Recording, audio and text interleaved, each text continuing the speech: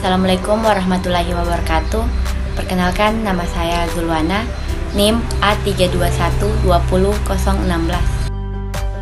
Baik, Assalamualaikum warahmatullahi wabarakatuh. Perkenalkan, nama saya Fadli Afandi, stambuk A321200033 dari kelompok 7. Perkenalkan, nama saya Husain, stambuk A321200018. Perkenalkan, nama saya Angelina Yovita Goo dengan stambuk A321200009. Perkenalkan, nama saya Putri Wahida Rahman dengan stambuk A321200007. Permasalahan lingkungan hidup saat ini menjadi perhatian serius bagi dunia internasional. Munculnya permasalahan ini terkait dengan hubungan manusia dan lingkungannya yang bersifat eksploitasi secara berlebihan terhadap lingkungan. Permasalahan lingkungan dapat dikategorikan permasalahan lingkungan global, nasional, dan lokal. Pengkategorian tersebut berdasarkan pada dampak dari permasalahan lingkungan, apakah dampaknya hanya global, nasional, dan lokal. Dampak yang dimaksud adalah dampak yang dapat terlihat langsung dan dirasakan secara langsung akibat dari permasalahan lingkungan yang terjadi, baik itu dari isu lingkungan global, nasional, dan lokal. Masalah yang dialami bumi sekarang ini adalah pemanasan global. Pemanasan global adalah peningkatan suhu bumi yang meliputi peningkatan suhu atmosfer, hidrosfer, dan suhu lithosfer.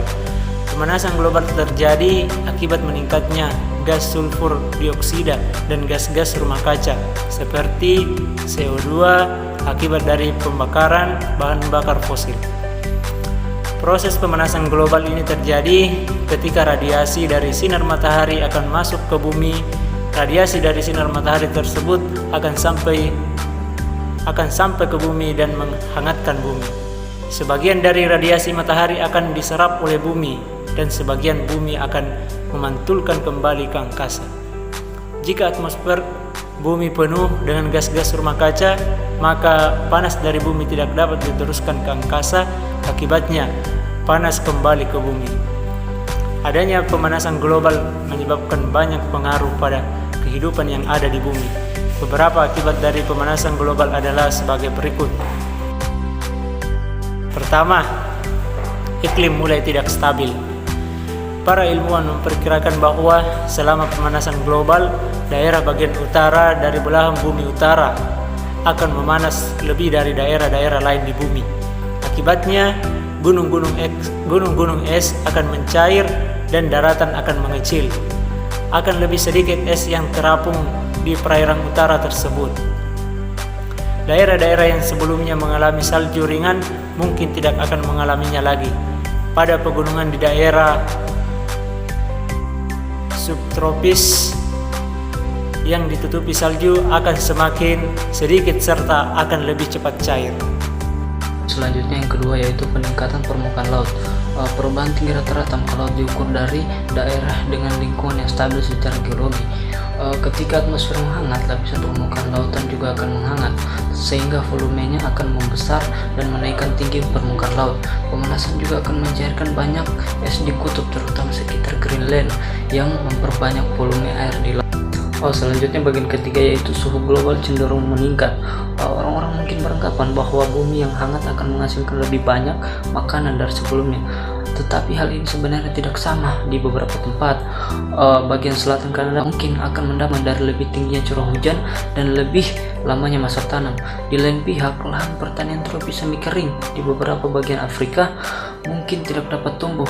Daerah pertanian gurun yang menggunakan air irigasi dari gunung-gunung yang jauh dapat menderita jika snowpack atau kumpulan salju musim dingin yang berfungsi sebagai reservoir alami akan mencair sebelum puncak bulan-bulan masa tanam. Tanaman pangan dan hutan dapat mengalami serangan serangga dan penyakit yang lebih hebat. Baik, selanjutnya bagian keempat yaitu gangguan ekologis. Hewan dan tumbuhan menjadi makhluk hidup yang sulit menghindar dari efek pemanasan ini karena sebagian besar lahan telah dikuasai manusia. Dalam pemanasan global, hewan cenderung untuk bermigrasi ke arah kutub atau ke atas pegunungan. Tumbuhan akan mengubah arah pertumbuhannya mencari daerah baru karena habitat lamanya menjadi terlalu hangat. Akan tetapi, pembangunan manusia akan menghalangi perpindahan ini, spesies-spesies yang berimigrasi ke utara atau selatan yang terhalangi oleh kota-kota atau lahan-lahan pertanian mungkin akan mati. Beberapa tipe spesies yang tidak mampu secara cepat berpindah menuju kutub mungkin juga akan musnah. Selanjutnya bagian kelima yaitu dampak sosial dan politik. Perubahan cuaca dan lautan dapat mengakibatkan munculnya penyakit-penyakit yang berhubungan dengan panas atau heat stroke dan kematian. Temperatur yang panas juga dapat menyebabkan gagal panen sehingga akan muncul kelaparan dan malnutrisi. Perubahan cuaca yang ekstrim dan peningkatan permukaan air laut akibat mencairnya es di kutub utara dapat menyebabkan penyakit-penyakit yang berhubungan dengan bencana alam seperti badai dan kebakaran, serta kematian akibat trauma. Timbulnya bencana alam biasanya disertai dengan perpindahan penduduk ke tempat-tempat pengungsian di mana sering muncul penyakit. Dampak terhadap kesehatan manusia. Pergeseran ekosistem dapat memberi dampak pada penyebaran penyakit melalui air maupun penyebaran penyakit melalui vektor, seperti meningkatnya kejadian demam berdarah karena munculnya ruang atau ekosistem baru untuk nyamuk ini berkembang biak. Dengan adanya perubahan iklim ini, maka ada beberapa spesies vektor penyakit, virus, bakteri, plasmodium menjadi lebih resisten terhadap obat tertentu yang targetnya adalah organisme tersebut. Selain itu, bisa diprediksikan bahwa ada beberapa spesies yang secara alamiah akan terseleksi ataupun punah dikarenakan perubahan ekosistem yang ekstrim ini. Perdebatan tentang pemanasan global. Tidak semua ilmuwan setuju tentang keadaan dan akibat dari pemanasan global.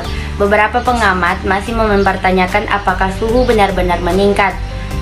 Yang lainnya mengakui perubahan yang telah terjadi, tetapi tetap membantah bahwa terlalu dini untuk membuat prediksi tentang keadaan pada masa depan.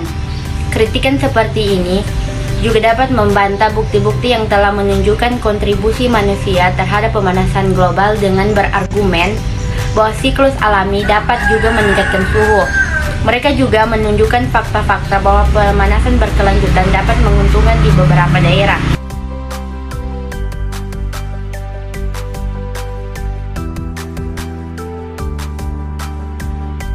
Yang pertama, menanam pohon. Karena pohon berperan besar dalam mengurangi pemanasan global. Karena pohon dalam fotosintesis pada siang hari menyerap karbon dioksida dan menghasilkan oksigen, sehingga dapat mengurangi kandungan karbon dioksida di udara yang dapat memicu menipisnya ozon dan terjadi pemanasan global. Yang kedua, menghijaukan hutan yang telah gundul. Karena sekarang ini banyak pembakaran liar yang menyebabkan kegundulan hutan. Yang ketiga, melakukan efisiensi pada penggunaan bahan bakar fosil.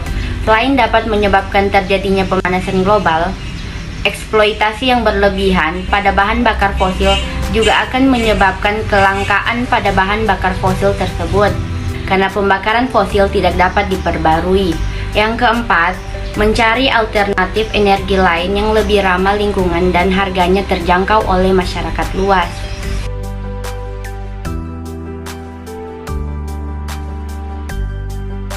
Masalah lingkungan secara nasional tidak jauh berbeda dengan masalah lingkungan secara global.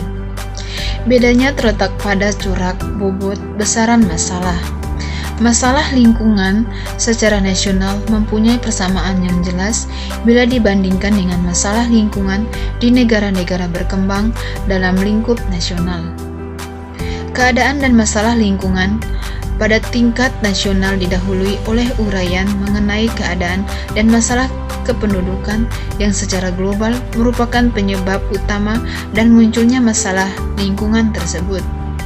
Masalah kependudukan di Indonesia ditandai oleh laju pertumbuhan penduduk relatif masih tinggi, penyebaran penduduk belum berimbang, dan mutu kehidupan penduduk secara umum masih perlu ditingkatkan.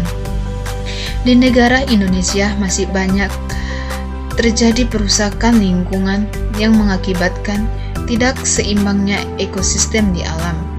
Menurut tim IAD, MIKU, dan tim MUP, ada beberapa isu lingkungan nasional diantaranya.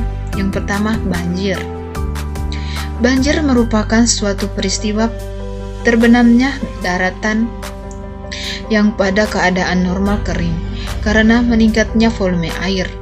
Banjir dapat disebabkan oleh beberapa hal, di antaranya akibat pemanasan global, yaitu dapat meningkatkan tinggi permukaan air laut sehingga beberapa daerah di pesisir pantai akan terkena luapan air tersebut. Selain itu, banjir juga disebabkan karena meningkatnya curah hujan dan tidak adanya saluran air yang baik dan cukup untuk menampung air hujan.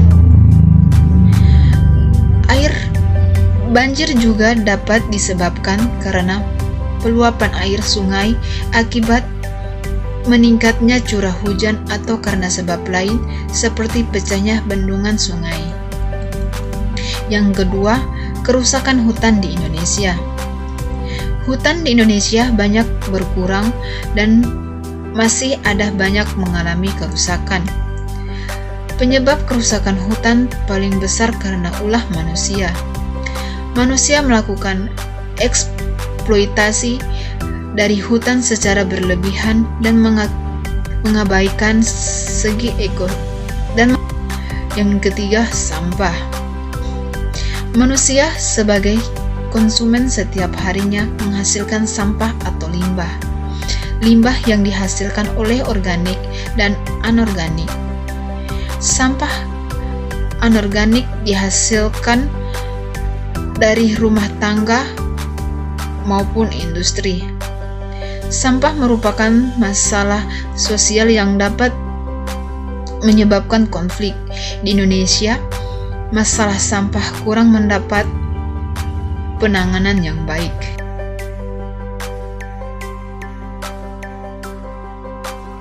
Isu lingkungan lokal merupakan hal yang sangat mudah dilihat bahwa Indonesia masih mempunyai kesadaran yang rendah terhadap isu lingkungan, terutama masyarakatnya yang kebanyakan masih terlalu fokus pada usaha untuk bertahan hidup dan mendapatkan kehidupan yang lebih layak secara ekonomi, sehingga mereka melakukan segala upaya untuk mendapatkan uang lebih, meskipun ini berarti mereka harus mengancam lingkungan dan alam. Kegiatan ini sudah berlangsung selama bertahun-tahun, dan kini masyarakat mulai merasakan imbas atas apa yang mereka lakukan terhadap alam. Ada beberapa penyebab masalah lingkungan lokal, diantaranya yang pertama kekeringan. Kekeringan adalah suatu kondisi di mana kurangnya persediaan air yang terjadi akibat sumber air tidak dapat menyediakan kebutuhan air lagi bagi manusia dan makhluk hidup lainnya. Akibatnya, kekeringan menyebabkan gangguan kesehatan masyarakat dan keterancaman pangan. Yang kedua, banjir. Banjir merupakan fenomena alam di mana ketika sungai tidak dapat menampung lagi limpahan air hujan. Hal ini dapat terjadi karena hijauan penahan air berkurang sehingga menyebabkan gangguan kesehatan, penyakit kulit, aktivitas manusia terhambat, penurunan produktivitas pangan, dan lain-lain. Selanjutnya adalah longsor. Longsor adalah suatu kondisi di mana terkikisnya daratan oleh aliran air karena penahan air berkurang, yang menyebabkan terjadinya kerusakan tempat tinggal, ladang, sawah, mengganggu perekonomian dan kegiatan transportasi. Yang keempat, erosi pantai. Erosi pantai adalah suatu kondisi di mana terkikisnya lahan daratan pantai akibat gelombang air laut. Hal ini menyebabkan kerusakan tempat tinggal dan hilangnya potensi ekonomi seperti kegiatan pariwisata. Dan yang terakhir, intrusi air laut. Intrusi air laut adalah suatu kondisi di mana air laut yang mengisi ruang bawah tanah telah banyak digunakan oleh manusia dan tidak adanya tahanan intrusi air laut seperti kawasan bakau.